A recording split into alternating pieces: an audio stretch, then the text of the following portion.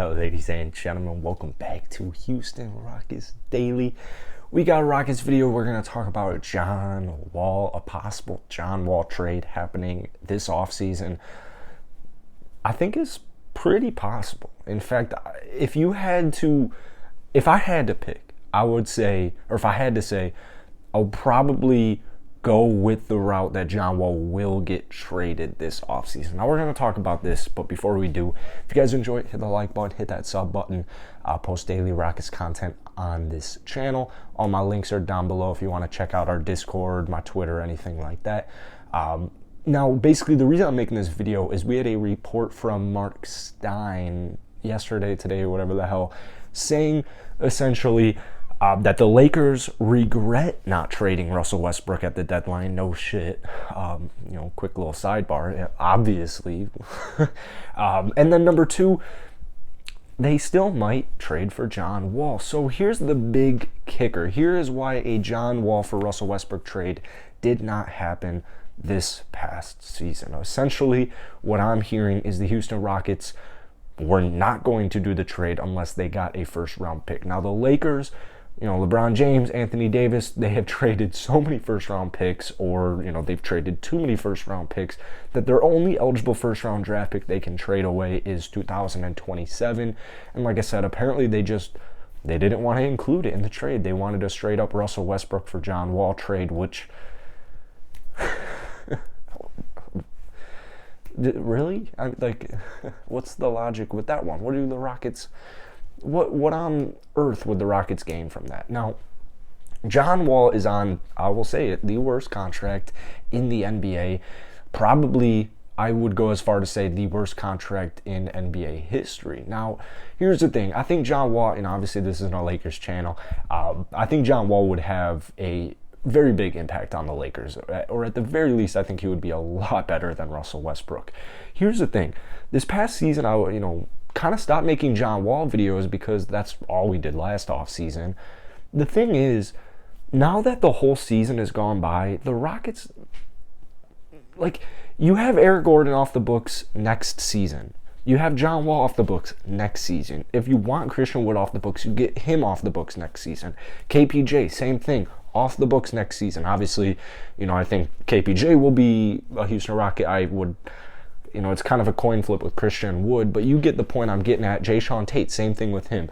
Basically, I think the game plan of the Houston Rockets was you tank last year, you tank this year, you get 2 top 4 draft picks, hopefully, or at the very worst, 2 top 5 draft picks, and have a whole nother season of development. Hopefully the Rockets next season are a little bit more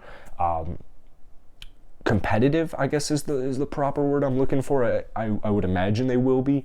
I would imagine next season the Rockets at the very worst would be a fringe playoff team or a fringe play-in team. Now, next year's draft class, the superstars in that are very, very, very enticing, but I think I speak for a lot of Rockets Nation here.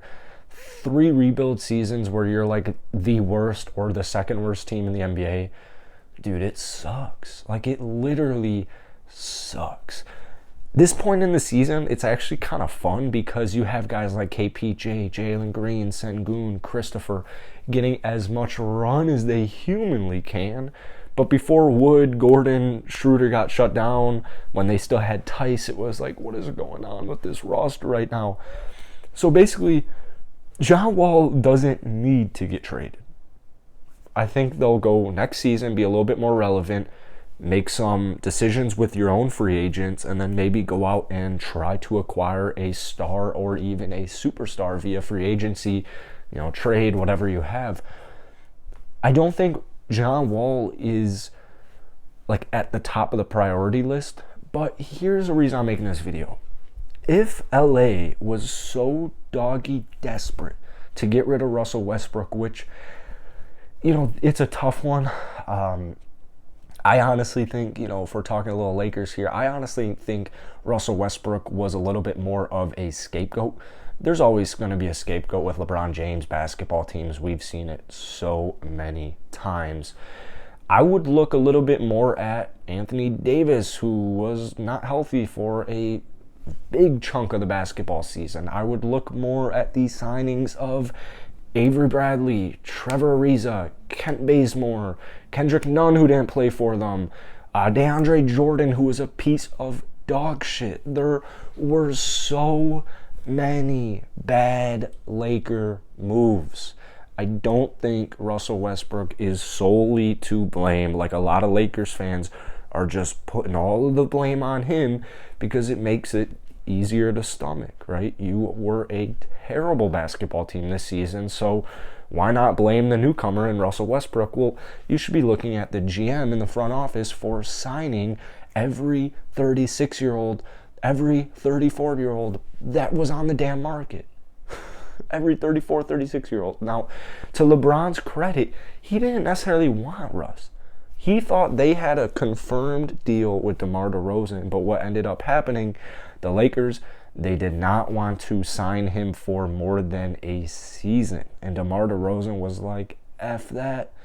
I am old. I am getting up there in age. I'm 33 years old. I need my 3 years. I'm going to go sign with the Chicago freaking Bulls. So, here's what has changed. If a Russell Westbrook, John Wall trade happened at the deadline last season, the Rockets would have had to either trade Russ or buy him out, and it just seems like kind of stupid to have, like, or same thing goes with John Wall. If you bought out John Wall last season, it's like, well, he still has another year on his contract next year, so there isn't really a rush to buy this kid out. And now what we're looking at is we only have one season with John Wall. So Rafael Stone isn't, licking his chops with the idea of, oh yeah, let's trade John Wall. Because what's going to happen is you're going to get a dog shit salary, Russell Westbrook, in return. Now, since Russ and John Wall are about to be on their final years, expiring contracts, if there is a first-round draft pick attached, I would say Rafael Stone stands up, calls the Lakers, let's get this goddamn deal signed. Because why would you not want a first-round draft pick? Now, instead of having to either keep Russell Westbrook and bench him, trade him in the offseason, or buy him out in the offseason, now what you're able to do is you are able to make this trade happen and then either resell Russell Westbrook and try and get some type of value from him, but you already have your first-round draft pick. So you can just literally buy Russell Westbrook out. You have an open roster spot.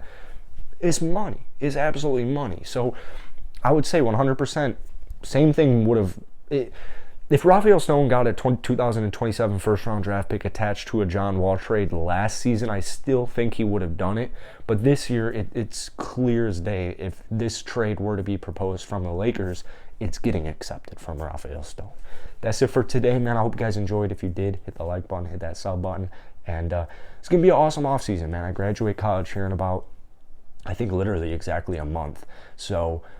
going to be a ton of Rockets content, a ton of Rockets streams, and draft videos, free agency videos, next season videos, all that type of stuff. So